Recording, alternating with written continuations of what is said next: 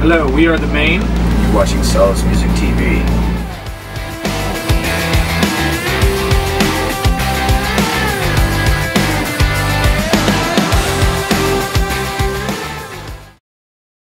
What's up, guys? I'm here with the Maine on the American Candy Tour. How are you guys doing today?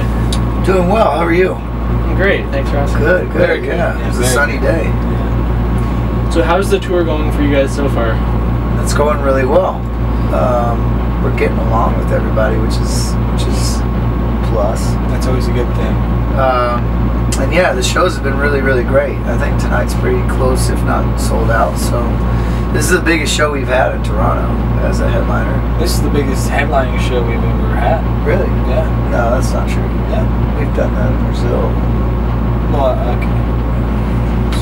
Pat kept saying it all day, so. Yeah, he's been brainwashed.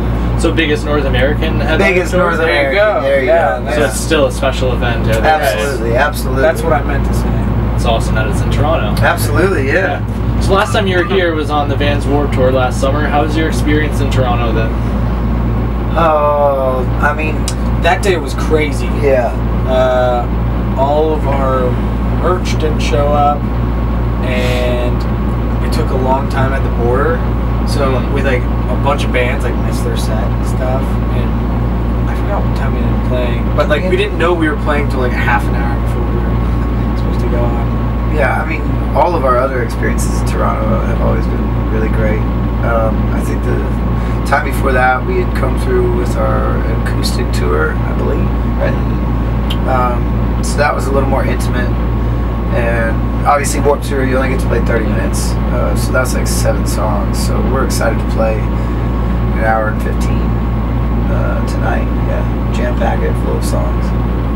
That's awesome. Yeah. So your new album, American Candy, how's the fan reaction been so far for that? I suppose if this tour is an indication of how people are digging it, then I think people are digging it. Yeah.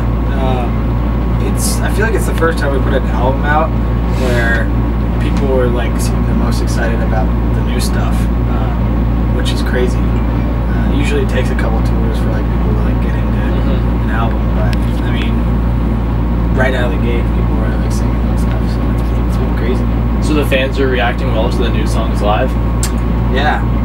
I think too, like, this is the first time, I think in a while, if not since the first record, that we've made it known that we were recording, and kind of, you know, even though we got like to a point where we stopped posting things on the internet and whatnot, I think people were in the loop and in the know of the fact that we were recording music and a new album was coming. So I think part of it might have to do with that.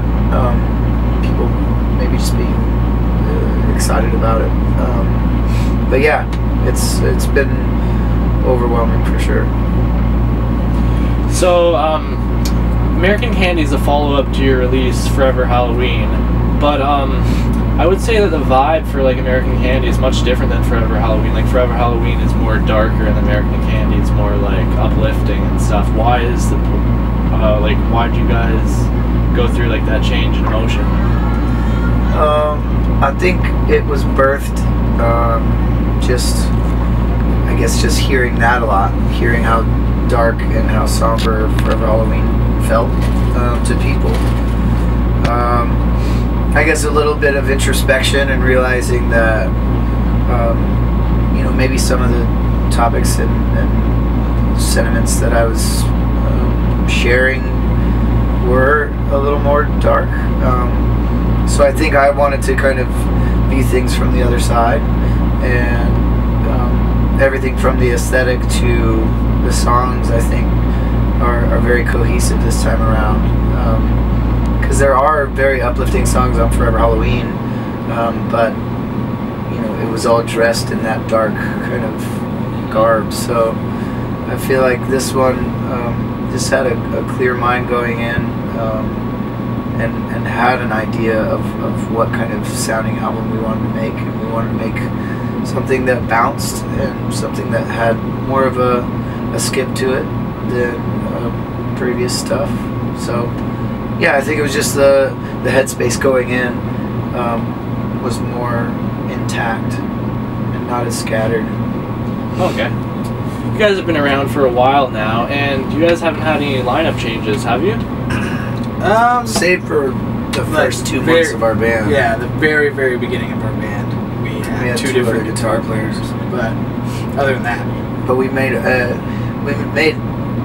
87 songs with this lineup, and we made 2 others with the other. How do you guys manage to stay so consistent with your lineup? Because I know a lot of bands go through member changes, and you guys have not. We do a lot of group therapy. No, we like each other. Yeah, I think it's like we just call each other out on things, or we just don't, and we let it pass over, and we just mull it over behind each other's backs, and then let it fizzle out. I don't know. It's like a friendship, you know. I think that we all come from backgrounds, family and friends wise, that it means a lot to kind of stick with the dynamic and stick with the people that you grew up with. I mean, I've had the same set of friends since I was 6th grade. I mean, you know, and then he's got friends that now are my friends that he's known since, you know, earlier than that. Yeah, so I think it's always priority to remember the foundation and to kind of stay level-headed. Awesome, that's good to hear.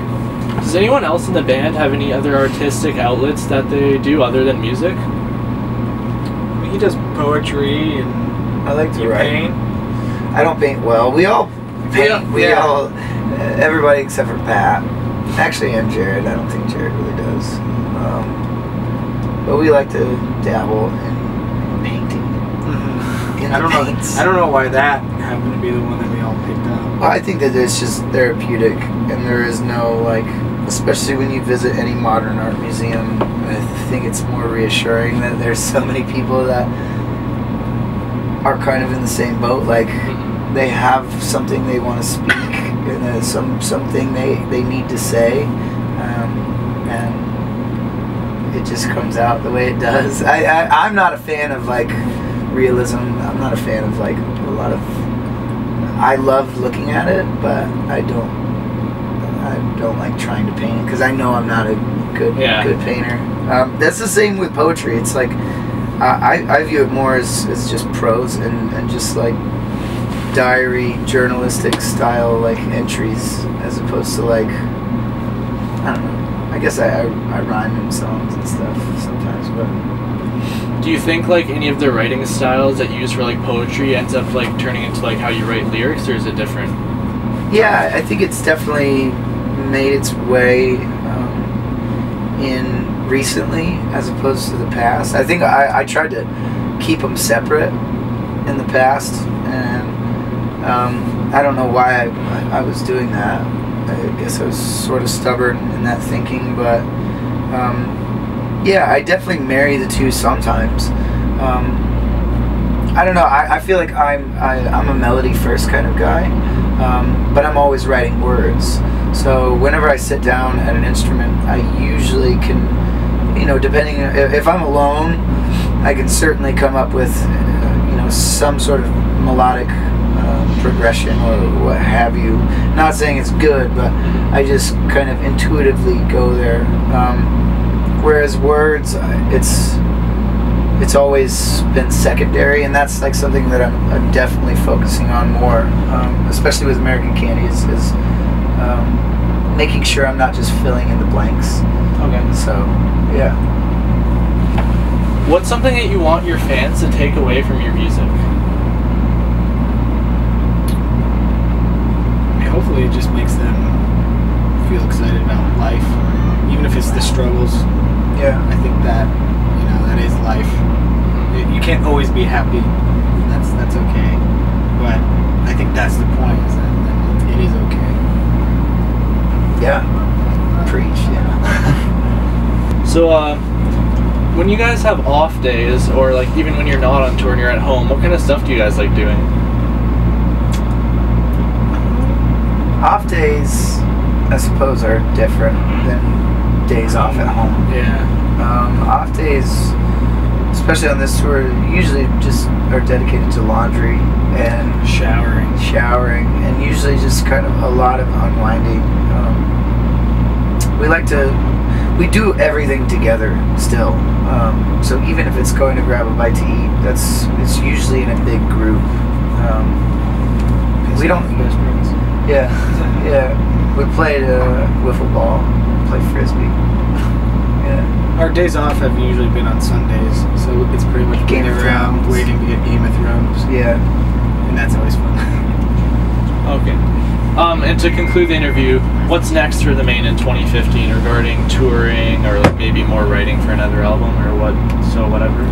We're going to Brazil, the Philippines, Singapore, other places that we haven't announced yet that I probably shouldn't say. But You could. Other international places internationally.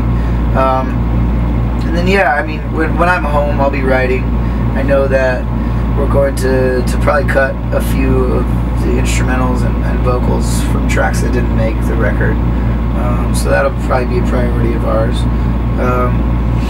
And then there's other ventures that we're going to see through. I mean, we'd like to make more music. We'd like to record more music without taking away from this album. So we're going to try to balance that, and if nothing else, just add to how proud we are of this most recent work. So it'll be a lot of running around and a lot of just goofing around. Sounds fun. Yeah. Anyways, thank you guys for the time. Hey, thank you very much. Appreciate it. Guys, make sure you check out the Maine on the American Candy Tour and pick up the copy of the album too. This is Kyle from Solace Music TV signing out.